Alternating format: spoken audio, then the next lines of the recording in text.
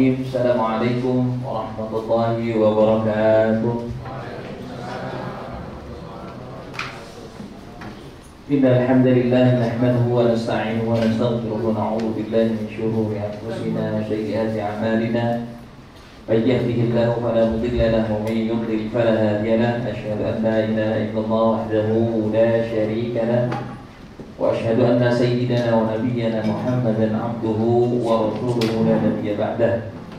Allahumma shalli wa sallim wa barik ala hadzal nabiyil karim wa ala alihi wa sahbihi wa man tabi'ahum bi ihsan ila yaumiddin. Subhanaka la ilma lana illa ma 'allamtana innaka antal 'alimul hakim wa la haula wa la quwwata illa billahil 'aliyyil 'azim. Yang kita hormati segenap jajaran direksi Airport Travel and Holding Company, mobil khusus kepada Ibu Hajjah Himawati Asrul Aziz Tabah dan segenap karyawan, bapak-bapak, ibu-ibu, hadirin hadirat yang dirahmati Allah Subhanahu wa taala. Lakukan sahabat saya Fadil Mukarramah Ustaz Abdul Khalik yang tadi telah membacakan Al-Quran, sekaligus di hari ini beliau merangkap jadi MC double karena banyak yang berhalangan untuk hadir. Kita berharap mudah-mudahan pertemuan kita pada hari ini membawa keberkahan dan Allah senantiasa memberikan kita bimbingan, serta Allah jadikan perkumpulan kita hari ini perkumpulan yang dipenuhi dengan keberkahan dari Allah Subhanahu wa taala. Amin ya rabbal alamin. Bapak Ibu sekalian, hari ini kita bermanasik. Manasik artinya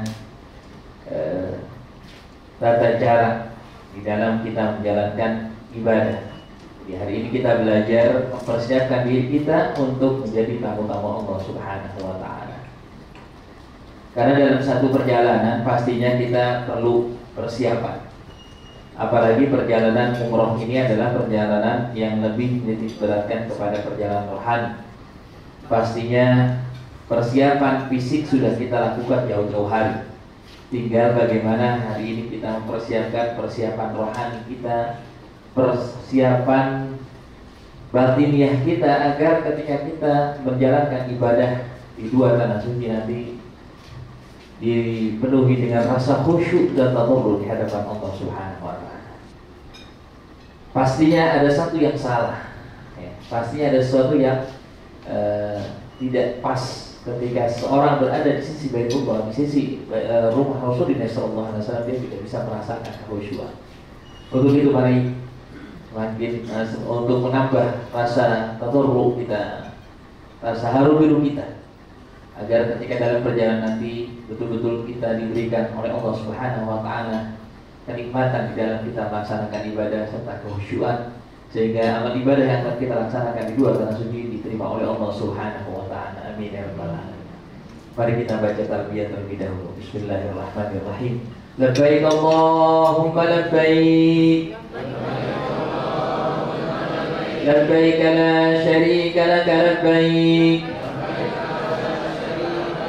Innal hamda wan ni'mata laka wal mulk la syarika lak. Labbaik Allahumma labbaik.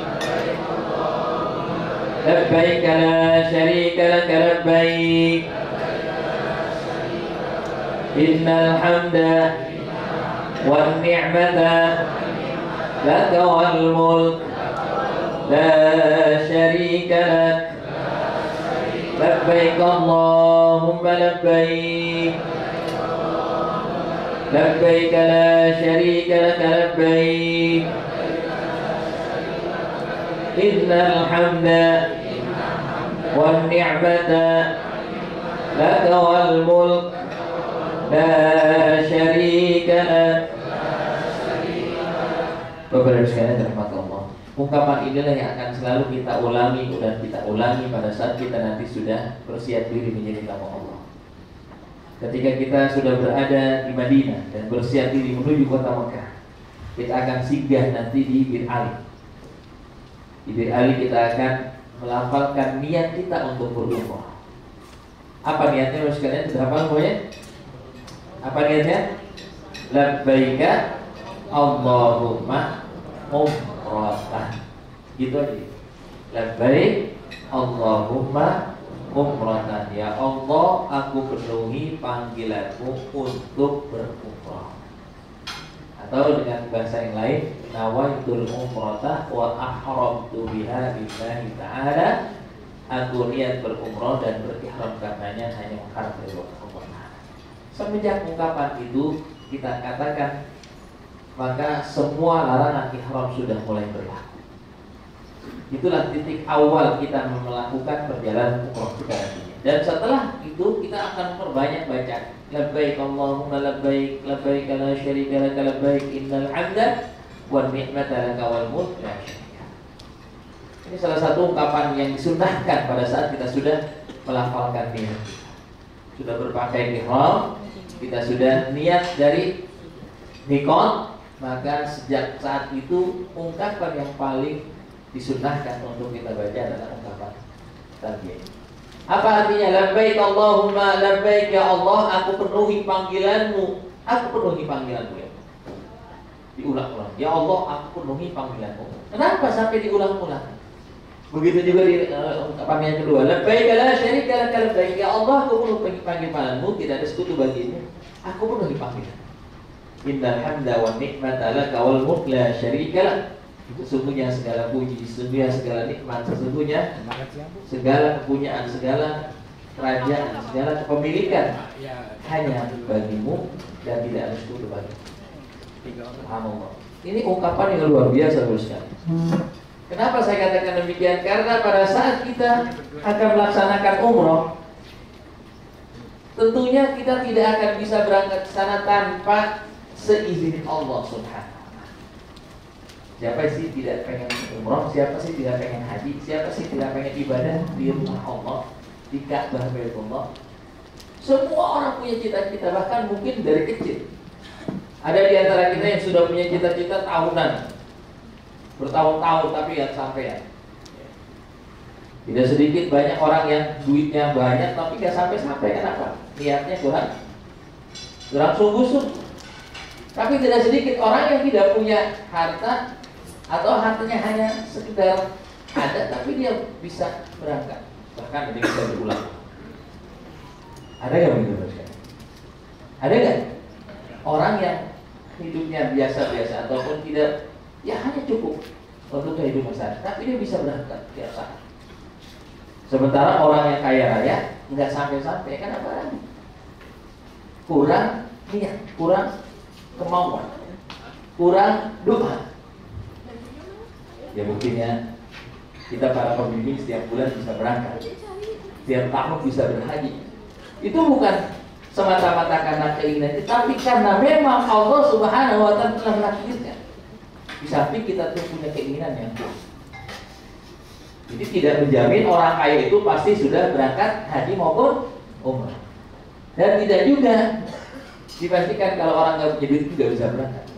Karena ini semata-mata adalah panggilan Allah.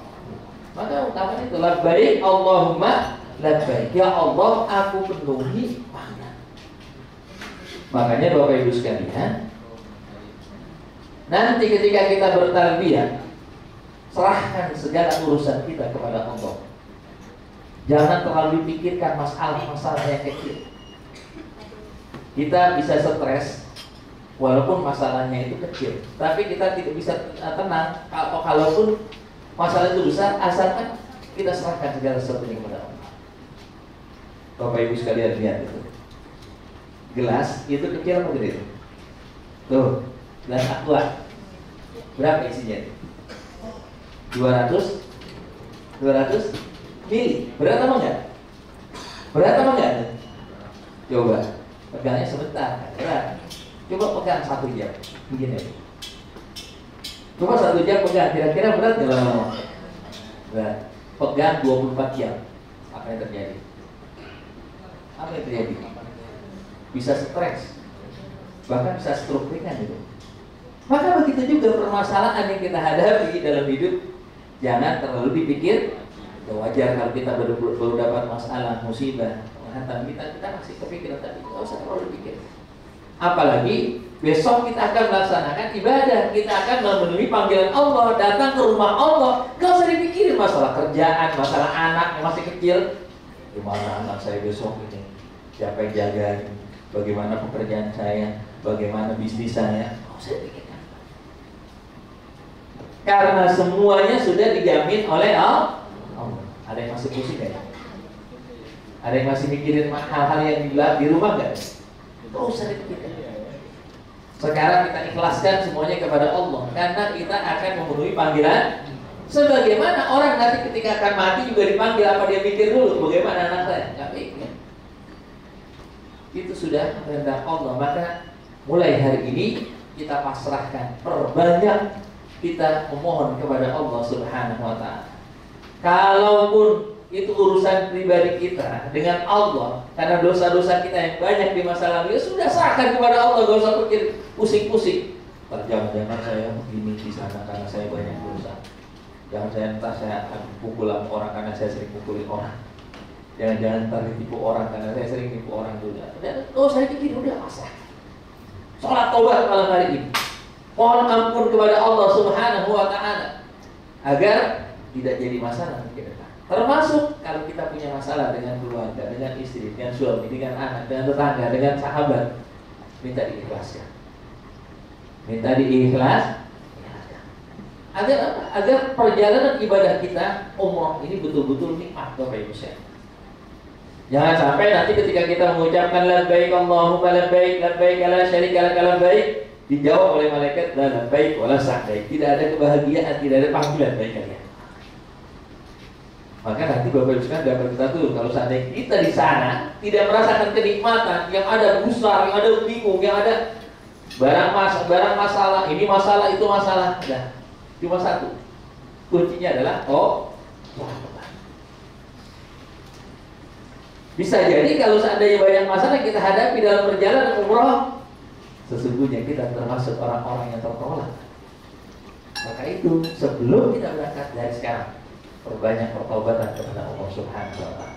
Nanti malam, besok malam masih ada waktu. Nanti ketika di Madinah, minta ampun kepada Allah. Sholat taubat. Ya pokoknya setiap kali kita merasakan hal-hal yang tidak nyaman, sudah istighfar, mohon ampun kepada Allah Subhanahu wa ta'ala. Karena logikanya kita saja Bapak Ibu sekalian, kalau kita mau datang ke rumah orang atau orang mau datang ke rumah kita, kalau kita kenal dengan orang itu, kira-kira kita senang nggak? Kita mau kedatangan tamu atau kita bertamu? Kita bertamu kepada orang yang kita kenal, kira-kira kita senang nggak? Kitanya senang, yang terima juga senang. Kira-kira disambut apa enggak? Disambut. Dipersiapkan apa enggak? Makanan dan sebagainya dipersiapkan. Apalagi kalau orang itu adalah istimewa. Maka begitu juga kalau kita istimewa di hadapan Allah, maka kita senang, Allah senang. Semuanya sudah dipersiapkan oleh Allah, sudah dikondisikan oleh para malaikatnya, sehingga pada saat kita landing itu sudah bergetar hati kita. Sampai di Madinah melihat Masjid Nabawi dari kejauhan, karena kebetulan kita punya hotel gak jauh dari bandara, ya, hanya 25 menit sudah sampai. Jauh udah kelihatan tuh cahaya Madinah. Baru melihat cahaya Madinah, Masjid Nabawi udah gemetar. Masya Allah, ini akhirnya sampai juga. Bagi yang sudah pernah, alhamdulillah akhirnya bisa balik lagi. Maka banyak sholawat. Getarkan hati kita dengan sholawat, getarkan hati kita dengan salam kepada Rasulullah SAW. Maka nikmat.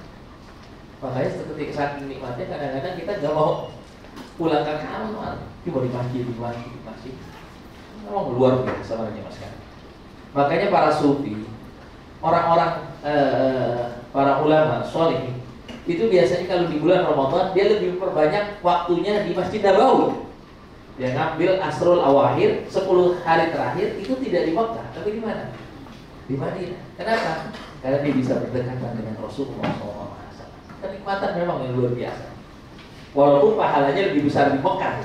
Di Mekah kita melakukan ibadah itu ganjarannya 100.000 kali lipat jika dibandingkan tempat yang lain.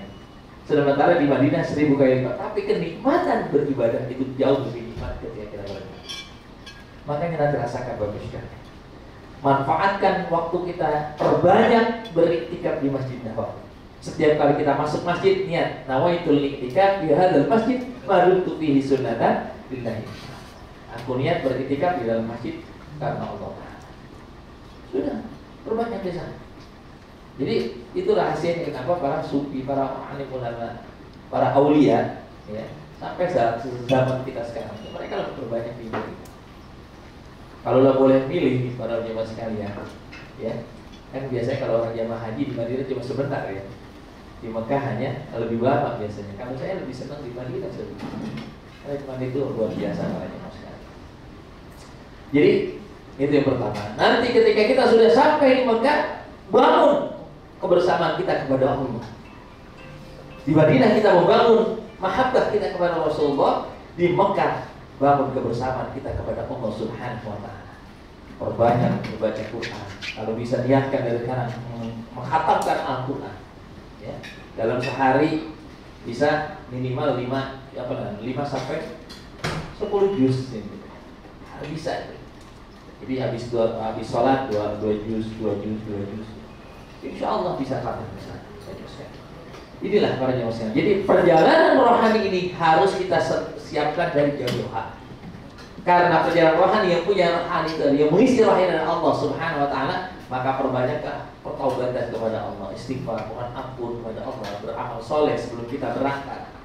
Ya, perbanyak amal soleh dengan berinfak, bersedekah. Bersedekah bukan hanya kepada manusia tapi kepada binatang. Perhatikan semua. Kenapa? Karena kezaliman yang kita lakukan akan kita rasakan di sana, sekecil apapun.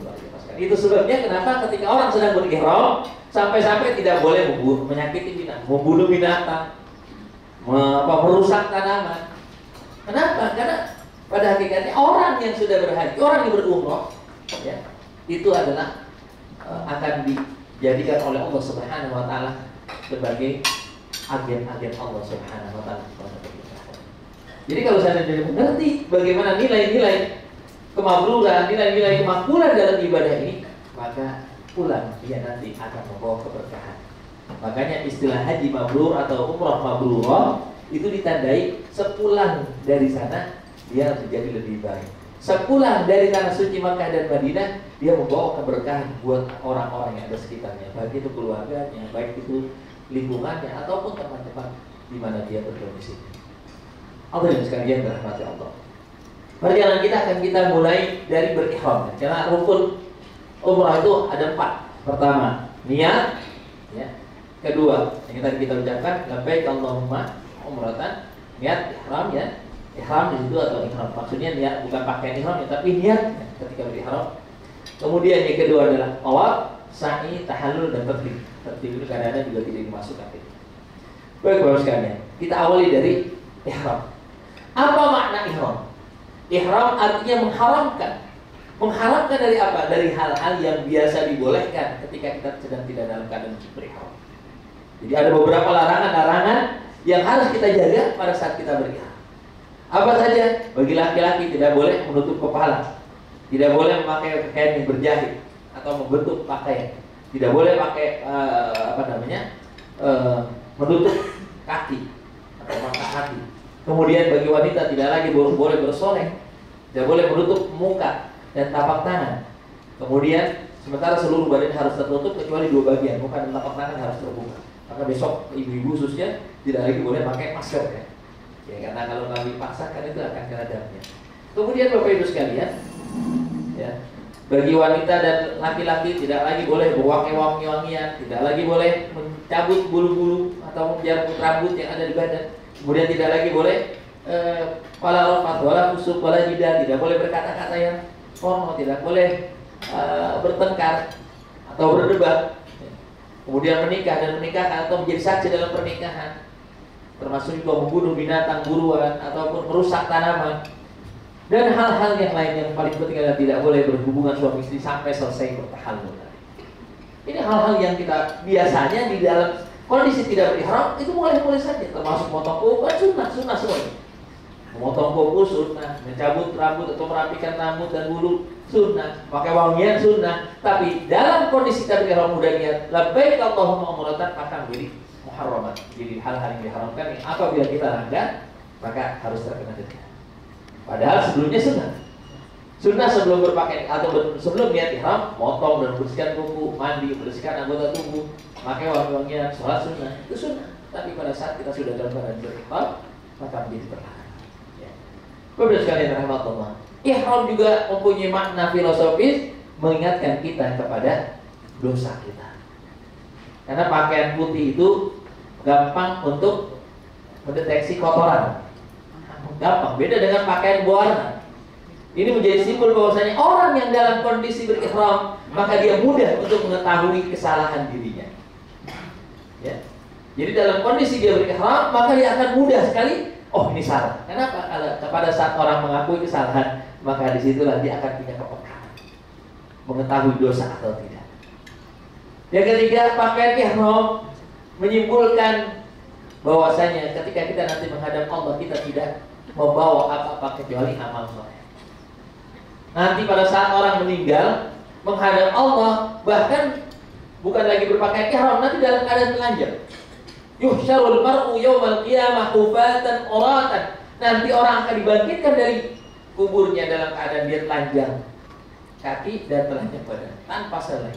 Sampai Sayyidah Aisyah radhiyallahu anha bertanya, "Ya Rasulullah, apakah tidak saling melihat antara satu dan yang lainnya?" Nabi kemudian menjawab, "Wahai Aisyah, kondisi saat itu tidak sebagaimana yang kamu bayangkan." Jadi ketika kita menghadap Allah, tidak ada yang kita banggakan.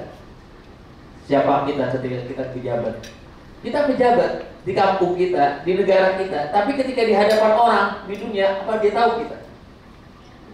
Kita bukan siapa-siapa di hadapan orang yang tidak tahu kita. Apa yang kita banggakan pada zaman sekarang? Ya mungkin kalau di lingkungan kita dikenal. Jangankan kita katakan sebagai tokoh masyarakat di lingkungan kita. Begitu kita pergi ke negara orang kita, negara samping, ke Singapura atau kemana, nggak dikenal kita siapa. Nggak bakal dikenal. Apalagi di kalangan dunia orang nggak kenal kita. Makanya apa yang kita banggakan pada zaman sekarang? Kalau kita punya kekayaan, Allah Maha Kaya. Kalau kita punya kedudukan yang tinggi, Allah Maha Tinggi.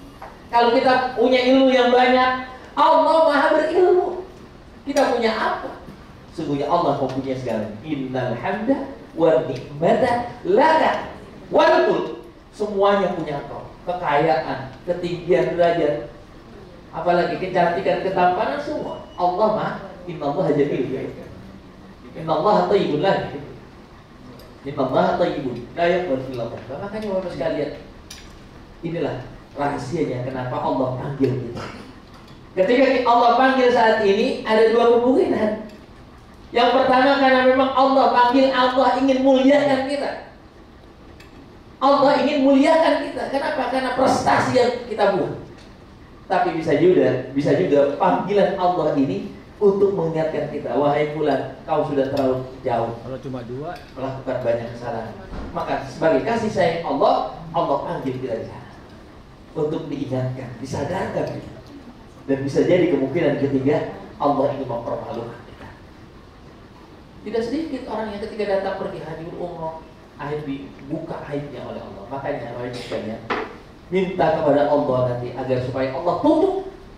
Kalaupun ada kesalahan, cukup Allah perlihatkan kepada diri kita.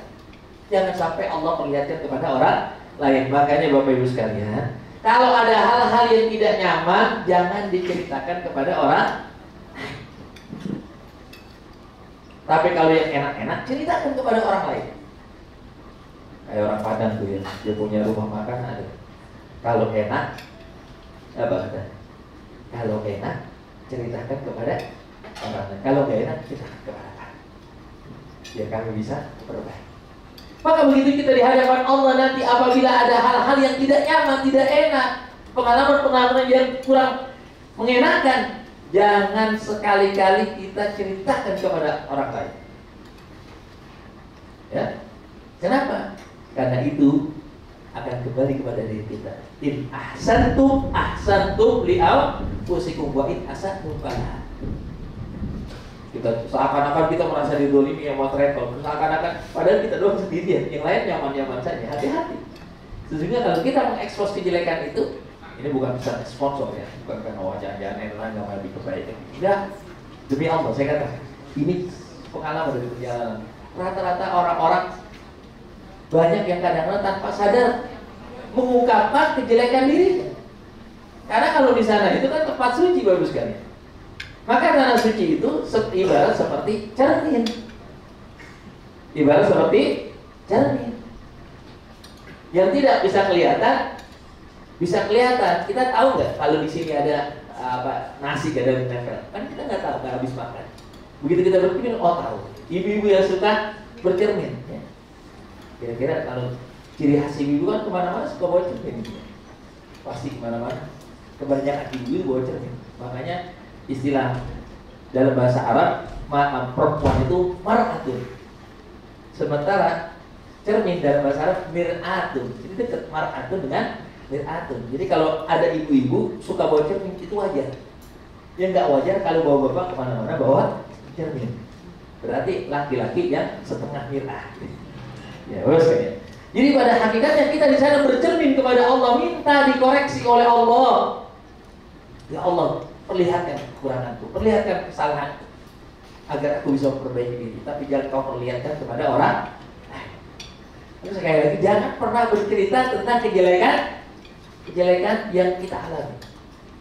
Kalau kita mengalami kejelekan atau hal-hal yang tidak nyaman, falyastaghfirillah, wala yalumanna illa nafsa. Jangan kita menyalahkan orang, jangan cari kambing kita.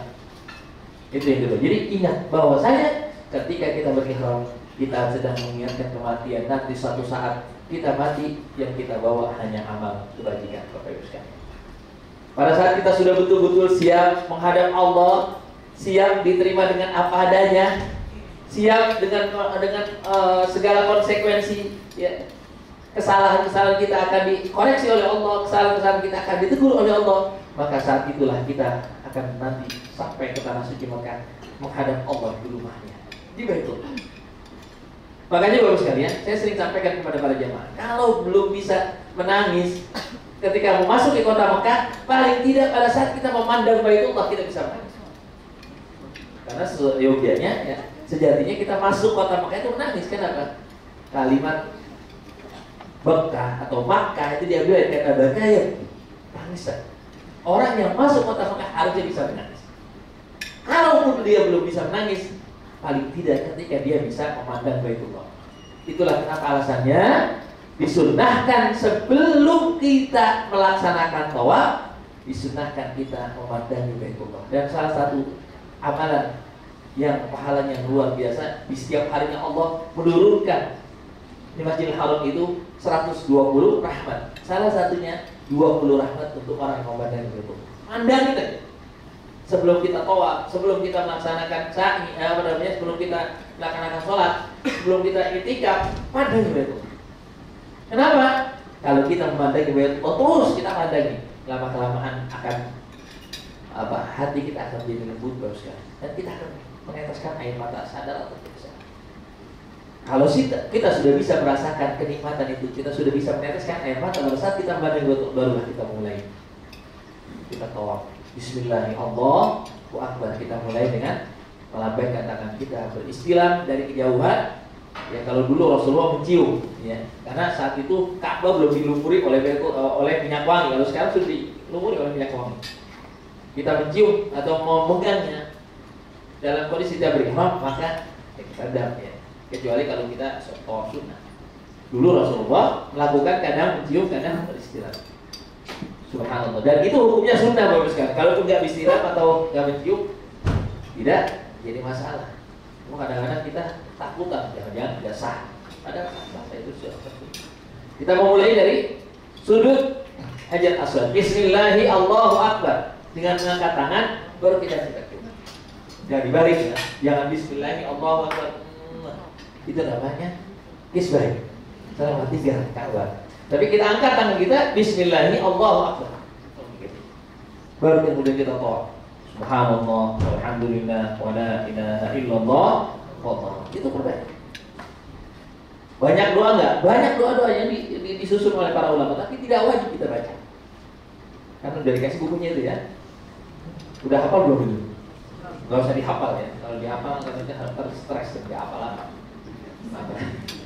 Usah-usah jadi gak hafal, ya. Nanti tinggal dengerin aja, ya. Dikasih headset, tinggal dengerin, ngikutin. Kalaupun headsetnya rusak, bermasalah, ya sudah banyaknya tasbih. Subhanallah, alhamdulillah, wala ilaha illallah, wallah. Nggak usah dibikin stres ya. Gampang, itu. Orang diem aja sah.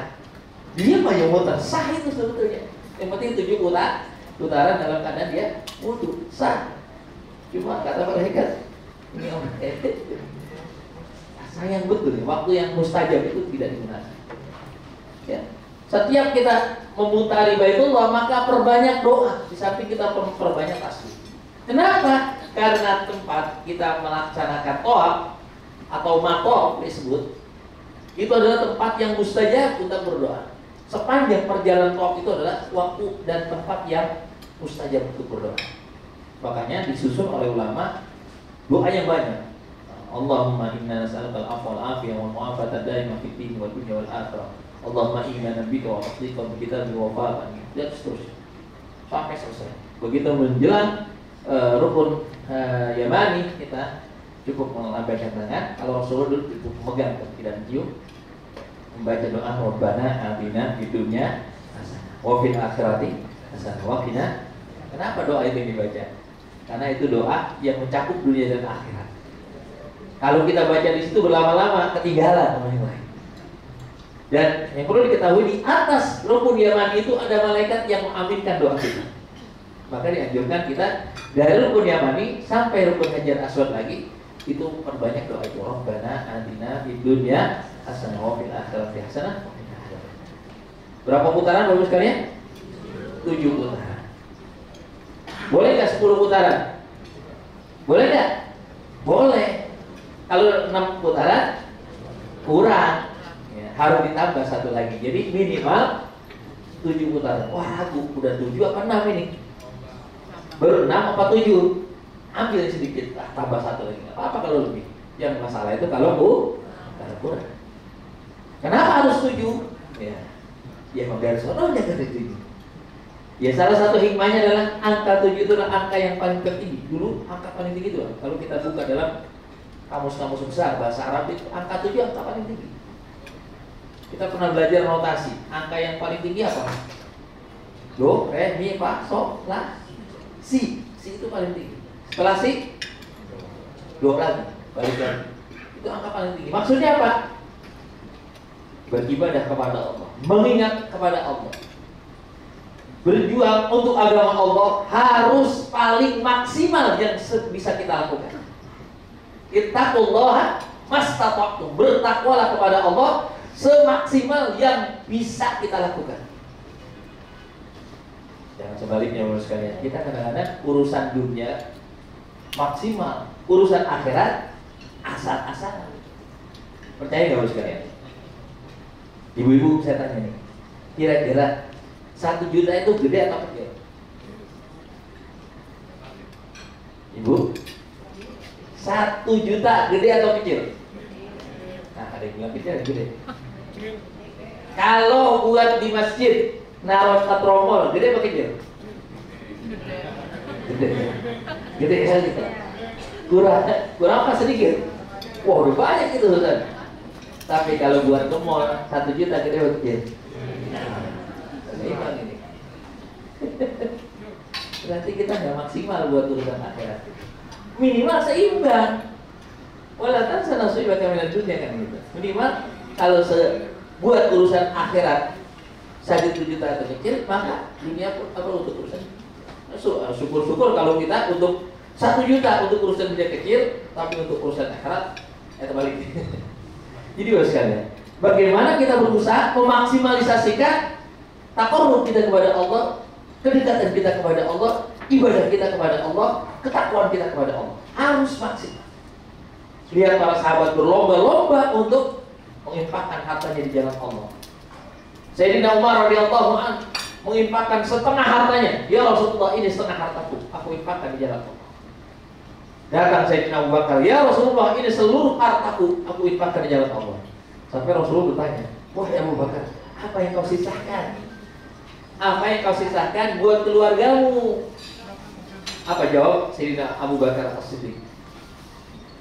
Katanya, Allahu wa Rasul. Aku sisakan Allah dan Rasul. Diikuti lagi oleh Ibnu Ibnu Waqqas apa itu? Ibnu Waqqas apa? Sa'ad bin Abi Waqqas. Sa'ad bin Abi Waqqas pemuda yang masuk Islam. Dia ingin dibuat ikut-ikutan. Ya Rasulullah, aku infakkan seluruh harta. Enggak, kata Rasulullah, sepertiga aja cukup bagimu. Nah, terus kenapa Rasulullah melihat ini kondisi kok yang dibolehkan ini enggak? Karena Rasulullah melihat juga keluarganya. Kalau Sayyidina Abu Bakar dipersilakan menginfakkan seluruh hartanya karena dia tahu Sayyidina Abu Bakar dari semenjak kecilnya, dia tahu bagaimana karakter keluarganya. Beda dengan Sa'ad bin Abi Waqqas yang dia masuk Islam juga baru, orang tuanya juga baru, belakang. Makanya sepertiga aja. Artinya apa? Yang penting nilai itu bukan masalah besar, tapi semangat kita untuk beriman, semangat kita untuk berjuang di jalan Allah. Allah tidak melihat besar atau kecil, tapi totalitas kita untuk Allah Subhanahu wa taala. Itulah makna tawaf 7 putaran. Jadi angka 7 adalah angka yang paling maksimal. Beribadah kepada Allah, bertakarub kepada Allah, bertakwa kepada Allah harus dalam batas yang paling maksimal yang bisa kita lakukan. Posisi Ka'bah ada di sebelah kiri, sebelah kanan, Bapak sekalian pada saat itu. Enggak di sebelah kanan. Kalau dalam Islam itu ikut tayammum, membiasakan kan. Kenapa? Justru pada saat kita tawaf, kenapa Baitullah kita dekatkan dengan sebelah kiri? Karena posisi jantung kita ada di mana? Ada kiri, untuk mendekatkan jantung kita dengan. Kemudian kalau sekalian, putaran Ka'bah itu ketika kita tawaf searah dengan jarum jam atau melawan arah jarum jam? Hah? Berlawanan. Kalau jarum jam itu dari kiri ke kanan, tawaf dari kanan. Apa juga maksudnya? Maksudnya ketika kita beribadah kepada Allah, lihat ke belakang. Ketika kita menyembah Allah, bertakwa kepada Allah, lihat ke belakang. Ya, kalau dalam urusan di dunia kan kita lihatnya ke depan. Tapi kalau dalam urusan ibadah, lihat ke belakang. Waktu kita sholat subuh, lihat ke belakang. Apa yang kita lakukan sebelum subuh? Waktu sholat zuhur, lihat ke belakang. Apa yang kita lakukan dari waktu subuh sampai zuhur? Sehingga timbul kesadaran kita untuk memperbaiki diri. Walaupun nafsu maafkan dapat juga sudah kita persiapkan nanti ke depan. Jadi dengan melihat ke belakang, apa yang sudah kita perbuat agar Allah terima kita. Itu maksudnya para jemaah. Maka perbanyaklah dengan bertasbih, mengagungkan Allah, mohon ampun kepada Allah Subhanallah, walhamdulillah, wa la ilaha illallah, Allah yang kita agungkan. Bukan diri kita, bukan jabatan kita. Makanya di situ yang banyak kita minta adalah urusan akhirat kita, Bapak sekalian. Selesai kita melaksanakan tawaf, Bapak Ibu sekalian, nanti kita akan diajak untuk berdoa di hadapan multazam. Multazam itu sebetulnya adalah daerah antara Rukun Hajar Aswad dan pintu Ka'bah. Itu adalah tempat yang paling saja. Lebih bagus lagi sebetulnya bergelantungan di pintu Ka'bah, tapi kan sangat susah. Kalau Bapak bisa sempat nanti ada waktu tawaf sunnah, laksanakan bisa bergelantungan. Itu doa yang paling cepat, bagus kan. Justru ketika kita mencium Hajar Aswad kita nggak bisa berdoa, tapi ketika kita bergelantungan di pintu Ka'bah, luar biasa. Tapi memang agak sulit. Apalagi sekarang aturannya yang ingin melaksanakan tawaf, yang ingin beraktivitas sekitar masjid Ka'bah, maka dia harus dalam kondisi berpakaian ihram, walaupun tidak harus dalam kondisi berihram. Ya. Artinya kalau kita ingin tawaf sunnah, maka kita harus berpakaian ihram. Ini aturan baru. Karena mungkin ada ketika kemarin Covid begitu dilakukan, tapi ternyata ini juga masih bagus dipraktekkan pada saat ini, sehingga mengurangi volume jamaah yang berada di lingkaran Ka'bah. Ya. Baik, Bapak sekalian. Selesai kita berdoa, kemudian kita akan melaksanakan sholat sunnah. Sholat sunnah ihram. Ya, sholat sunnah ihram itu bukan di awal tapi di akhir. Selesai kita tawaf sunnah, berdoa tawaf selesai, kemudian kita dianjurkan melaksanakan sholat sunnah tawaf. Di mana? Di belakang Maqam Ibrahim. Maqam Ibrahim bukan kuburannya Nabi Ibrahim, tapi apa? tempat berdiri, qoma yaqumu maqamun, tempat berdirinya Nabi Ibrahim waktu membangun Baitullah. Di situ makanya ada telapak kakinya Nabi Ibrahim itu bekas. Jadi ada bekas tapaknya kalau kita lihat. Ya, disitulah tempat Nabi Ibrahim berdiri ketika membangun Ka'bah. Kenapa di belakang makam Ibrahim? Itu menjadi isyarat sepulang kita dari pelaksanaan umroh nanti, kita harus punya komitmen membangun sebuah komitmen sebagaimana komitmennya Nabi Ibrahim. Maka salah satu doa yang dianjurkan adalah membaca doa Nabi Ibrahim. Rabbi al-hadzal balada aminan waj'alhu ahlahu min at-thamarati man amana billahi wal yawmil akhir. Ya Allah, berkahkanlah negeri ini. Ya. Maka kita mohon juga kepada Allah sebagaimana Nabiullah Ibrahim memohon kepada Allah keberkahan untuk negeri Mekah dan sekitarnya, maka kita pun mohon kepada Allah agar ya Allah jadikan negeri kita bangsa Indonesia menjadi negeri yang baldatun thayyibatun wa rabbul. Baru selesai dari situ kita akan menuju ke tempat sa'i ataupun sofa antara sofa dan marwah. Ya. Dalam kondisi kita melaksanakan tawaf wajib dalam kondisi kita wudu. Artinya dalam keadaan kita bersuci. Maka apabila kita batal waktu tawaf wajib kita berwudu kembali. Kenapa? Karena tawaf itu seperti sholat. Bedanya kalau sholat tidak boleh berbicara, apabila berbicara batal, waktu tawaf kita masih boleh bicara dengan orang lain. Yang kedua, kalau sholat batal, maka harus mengulangi lagi dari awal. Sementara tawaf kalau batal, tinggal melanjutkan. Umpamanya baru dapat 2 putaran, batal, wudu lagi, lanjutkan putaran yang ketiga. Tapi kalau sholat batal, walaupun sudah tahiyat akhir belum salam, kalau batal kita harus mengulangi lagi dari awal. Itu bedanya. Sama-sama dalam rangka kita memohon kepada Allah. Makanya tawaf itu simbol hubungan vertikal kita kepada Allah, sementara sa'i simbol hubungan horizontal kepada sesama kita. Makanya tidak diwajibkan ketika kita sa'i harus dalam keadaan wudu. Afdolnya dalam keadaan wudu. Tapi kalaupun kita tidak berwudu, kita batal karena buang angin ataupun bersentuhan langsung dengan sengaja, maka tidak jadi masalah. Lanjut. Ya, karena itu simbol hubungan antara sa'i. Dan sa'i ini diawali dari bukit Sofa, diakhiri di bukit Marwah. Jadi 4 kali dari Sofa ke Marwah dan 3 kali dari Marwah ke Sofa. 1, 3, 5, 7, ya, 2, 4, 6. Nah, nanti Bapak Ibu sekalian, pada saat kita melihat di atas kita ada lampu hijau, kalau dulu kan ada tiang, sekarang tiang. Harus dirubah juga gambarnya. Atasnya itu ada lampu kayak begini nih, warnanya hijau. Nah, itu dianjurkan kita berlari-lari hijau. Karena dulunya itu adalah Batnil Wadi, tempat yang paling rendah. Ketika Sayyidah Hajar berlari antara Sofa dan Marwah, itu tempat yang paling rendah. Ini menjadi simbol Bapak Ibu sekalian. Di dalam kita usaha, ya, saat itu kan arti usaha. Dalam usaha kadang-kadang kita mengalami percepatan. Maka pada saat kita diberikan kemudahan, maka percepat dengan memperbanyak amal soleh, perbanyak kita berbagi. Karena nanti suatu saat juga kita akan mengalami ujian, kesulitan di dalam usaha. Dimulai Sofa, artinya apa?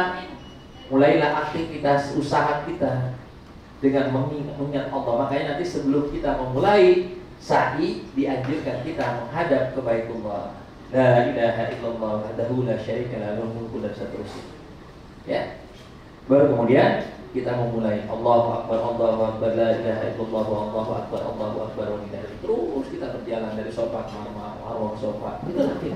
Berapa kali? Lagi-lagi 7 kali. Usaha juga harus maksimal.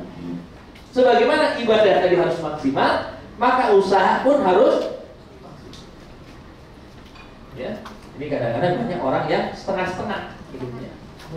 Ada usahanya doang maksimal, ibadahnya gak maksimal. Atau sebaliknya, ibadahnya doang maksimal, usahanya gak maksimal. Seorang muslim harus seimbang, usaha dan ibadah harus maksimal. Ya. Yang dituntut itu bukan mencari duitnya, hasilnya bukan, tapi yang dituntut adalah maksimalisasi di dalam usaha kita dan ibadah kita kepada Allah. Wabtaghi fima ataqallahu darul akhirata wa la tansa nasibaka minhu. Carilah akhirat kalian, tapi jangan lupa kalian masih hidup di dunia, maka maksimalkan ya untuk mengejar akhirat. Bapak sekalian dirahmati Allah, selesai kita di Bukit Marwah, maka satu amalan yang terakhir dari rukun umrah adalah tahallul. Tahallul artinya menghalalkan. Menghalalkan dari apa? Dari hal-hal yang tadi dilarang pada saat kita berihram, seperti memotong rambut, mencabut bulu, potong kuku. Semua sudah boleh pada saat itu. Termasuk juga hubungan suami istri yang suami istri tentunya berangkat, maka sudah diperbolehkan. Ya, semua yang dilarang pada saat itu. Makna tahallul juga berarti menghalalkan dari hasil usaha kita. Ya, karena apa? Kita usaha sehari-hari, kita bekerja sehari-hari. Ingat, hasil yang kita dapatkan itu belum menjadi halal kalau kita belum potong, kalau belum kita keluarkan berupa zakat. Ya, bro, likulli syai'in zakat. Dalam segala sesuatu itu ada zakat, ada pembersihan. Maka harta yang kita dapatkan dari hasil usaha, kalau kita tidak keluarkan, kalau sampai tidak kita keluarkan, maka walaupun itu di hasil usaha kita, maka jadi haram harta kita semua. Ya supaya dia halal, kita keluarkan yang sedikit. Semakin banyak yang kita keluarkan akan semakin baik. Maka itu juga simpulnya, ketika kita tahallul, semakin banyak rambut yang kita gugurkan akan semakin afdal. Rasulullah SAW pernah bersabda, rahimallahul muhalliqin. Pada saat bertahallul, Rasulullah mengatakan dan berdoakan para sahabat, rahimallahul muhalliqin. Allah merahmati orang yang menggundul rambutnya. Sehingga para sahabat bertanya, wal muqassirina ya Rasulullah, bagaimana orang-orang yang hanya memendekkan? Karena dalam ayatnya, la tadkhulun al-masjidal harama insyaallah aminina muhalliqina ru'usakum wa muqassirin. Nanti suatu saat pada saat terjadi Fathu Makkah, kalian akan memasuki kota Makkah dalam kondisi rambut gundul dan sebagian lagi hanya memendekkan rambut. Maka para sahabat tanya, bagaimana dengan orang yang hanya memendekkan rambutnya ya Rasulullah? Rahimallahul muhalliqin. Allah merahmati orang yang bodoh. Sahabat tanya lagi, wal muqassirina ya Rasulullah, bagaimana yang hanya pendekkan? Rahimallahul muhalliqin. Allah merahmati orang yang bodoh. Wal muqassirina ya Rasul, bagaimana yang hanya pendekkan? Seperti yang di ayat wal muqassirin. Baru kemudian juga orang yang memendekkan. Ini menjadi simbol, semakin banyak harta yang kita keluarkan akan semakin afdal yang kita dapat. Kenapa? Setiap harta yang kita keluarkan, matalul ladzina yunfiquna amwalahum fi sabilillahi kamathali habbah ambatat sab'a sanabil fi kulli sunbulatin mi'atu habbah. Orang yang infakkan harta jalan Allah ibarat orang yang menanam satu benih. Pernah lihat orang nanam padi, Bapak-Ibu sekalian? Pernah lihat? Nanam pohon padi. Apa namanya itu? Nanam pohon padi apa? Nandur. Apa artinya nandur? Nanam mundur, bukan nanam maju. Jadi kalau ada orang nanam padi maju, itu agak arti. Tanam mundur. Seperti orang yang menanam satu benih, maka kemudian dia akan tumbuh. Dalam satu benih akan tumbuh 7 batang. Dan 7 batang itu akan melahirkan 100 satu batang. Berarti udah berapa? 7 dikali 100 menurut berapa? 700. Berarti orang yang berinfak di jalan Allah akan Allah ganti dengan 700 kali lipat. Kadang di dunia, sebagian di dunia, sebagian lagi di akhirat. 30% di dunia, 70% di akhirat. Makanya jangan terlalu menuntut kepada Allah. Wallahu yudha'ifu liman yasha. Bahkan kadang-kadang Allah memberikan jawaban ataupun memberikan pahala dengan pahala yang tidak ada batasnya, dengan balasan tidak ada batasnya. Nah, maka Bapak sekalian, saya tanya sekali lagi nih. Udah bayar semua? Ongkos umrohnya? Mahal apa murah? Mahal apa murah? Udah paham ini. Kalau masih dibilang mahal juga terlalu ini. Kenapa murah? Kenapa murah? Wah, lagi bayar nih. Kenapa murah? Karena yang mempersiapkan Allah. Allah yang ngasih kita kesehatan, Allah yang memberikan kita kesempatan. Buktinya waktu kemarin COVID, pada takut punya duit, tapi nggak bisa kemana-mana. Allah berikan kita keamanan, Allah yang mempersiapkan kita segala. Banyak orang pengen berangkat umroh, tapi tunda lagi, kenapa? Visanya udah ada, bayarnya udah, tiketnya kagak ada, ketahan sampai berbulan-bulan. Kan begitu para jemaah sekalian, itu semua. Makanya, ya, semakin kita banyak berinfak, jalan Allah akan semakin memudah. Apalagi kita melakukan ibadah ini dibuat karena suci Bapak sekalian. Jadi mahal atau murah? Mahal atau murah? Murah. Alhamdulillah. Baik Bapak sekalian. Begitu juga rambut yang kita potong itu, yang kita jatuhkan akan menjadi saksi kelak di yaumil qiyamah. Semakin banyak rambut yang kita gugurkan, akan semakin banyak saksi dosa-dosa yang Allah gugurkan. Makanya kalau orang yang tahu Bapak sekalian, dia darah baru habisin. Senang dia. Ntar bagaimana? Kalau kita kan mau 2 kali umrahnya, ya ini kedua kali dia tinggal pakai isyarat aja, pakai itu pakai kerokan, pakai gol, udah beres. Allah tahu Bapak sekalian. Baik, itulah perjalanan umrah yang akan kita laksanakan. Kemudian Bapak sekalian, ada beberapa catatan yang lain yang juga penting kami sampaikan di sini terkait dengan perjalanan kita. Insya Allah Bapak sekalian,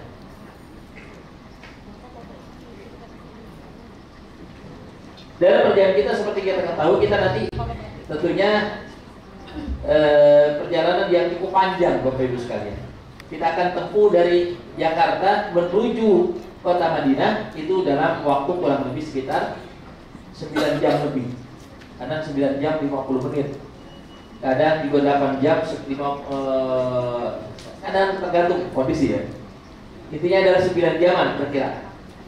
Maka sudah pasti itu sudah lebih dari cukup untuk kita menjamak dan mengkosor sholat kita. Makanya Bapak Ibu sekalian, nanti pada saat sampai di Bandara Soekarno-Hatta itu sudah bisa mengkosor dan menjamak sholat.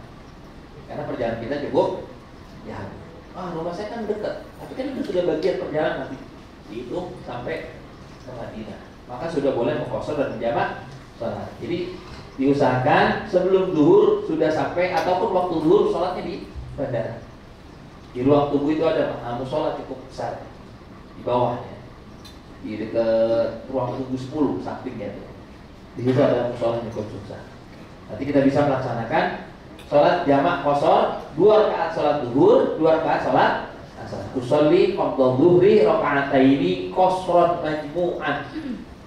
Usolli qabla zuhri raka'ataini. Saya niat sholat zuhur 2 rakaat dengan dikosor dan dijamak.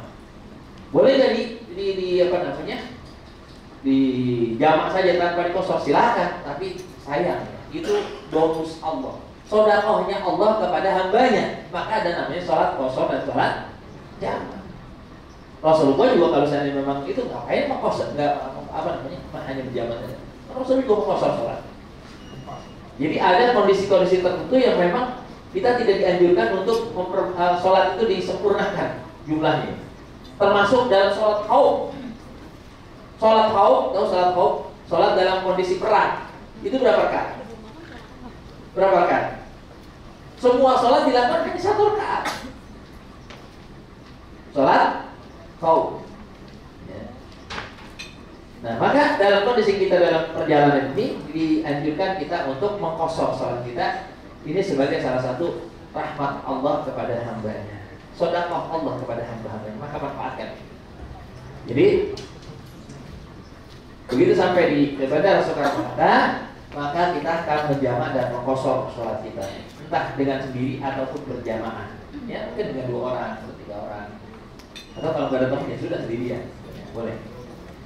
Kemudian Bapak sekalian, niat sholat asarnya juga sama. Usolli fardhu asri raka'ataini qasran majmu'an ila zuhur. Kalau tadi usolli fardhu zuhri raka'ataini qasran majmu'an ila asar, yang ditarik kepadanya asar.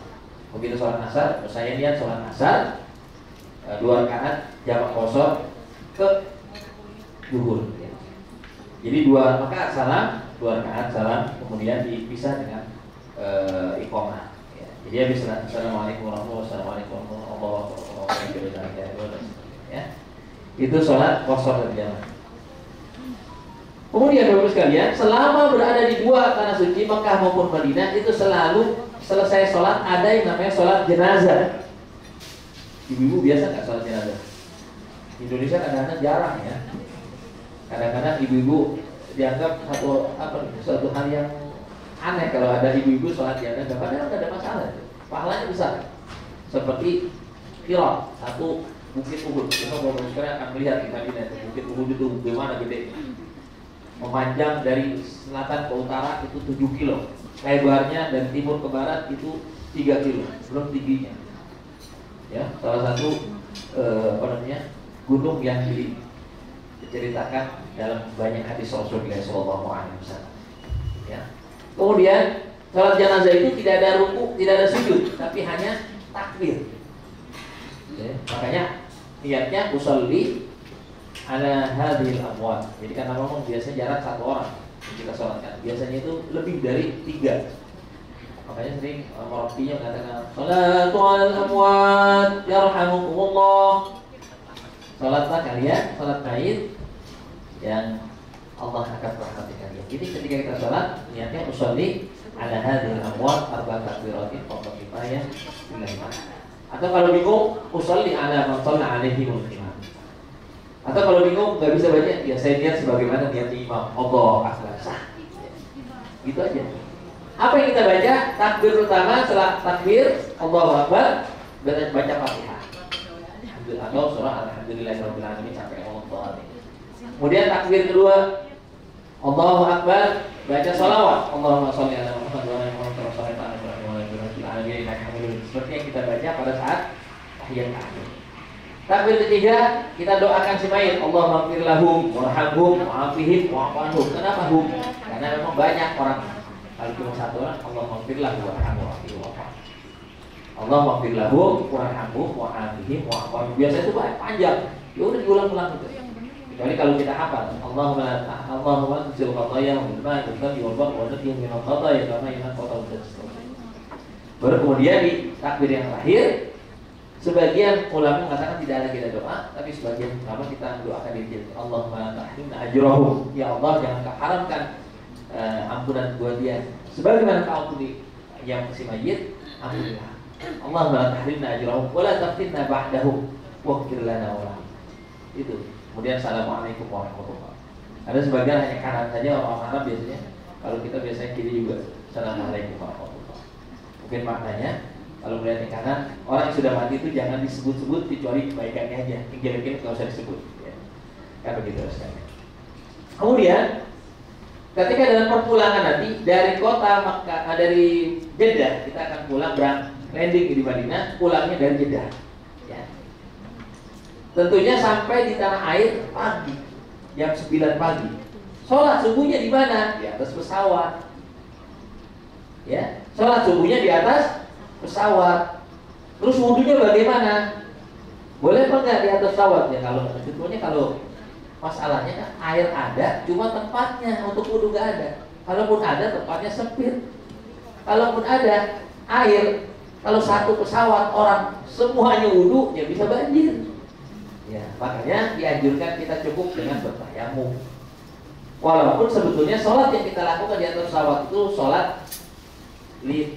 ikram al-waqt, ditakrim al-waqt, untuk memuliakan waktu sholat. Makanya dianjurkan oleh para ulama sampai nanti di tanah air tetap diiadah, diulangi sholatnya.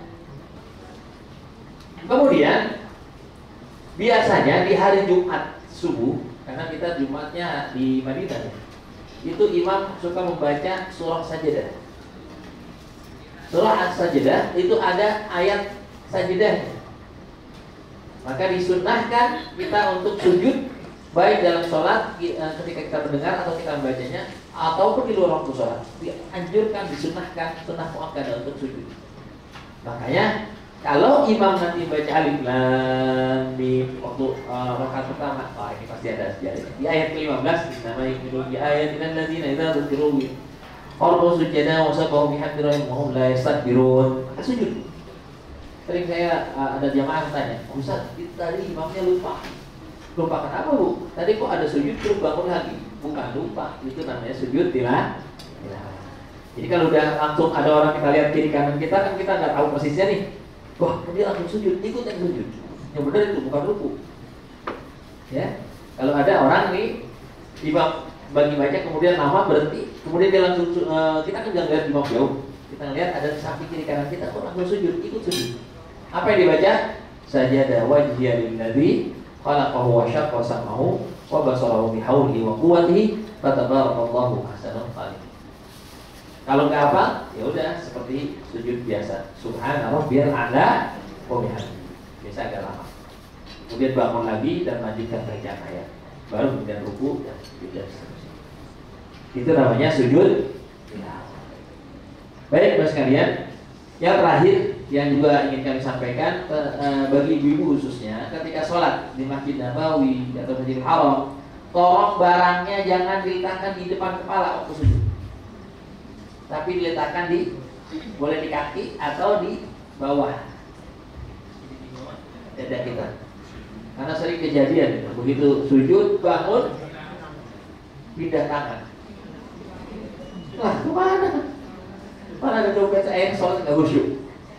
Ya tolong dijaga ya. Kita nggak tahu apa ke bawah kesangket kaki orang atau memang disengaja diambil atau dipindahkan. Makanya tolong berhati-hati. Ya kita berhusnuzon boleh, tapi juga jaga-jaga berhati-hati juga sangat diperlukan terus sekali dalam setiap perjalanan kita. Saya kira itu saja beberapa hal yang perlu kami sampaikan terkait dengan regulasi maupun hal-hal yang berkenaan ibadah. Mudah-mudahan perjalanan ibadah yang akan kita laksanakan esok di hari Rabu diberikan kelancaran, kemudahan, keberkahan oleh Allah Subhanahu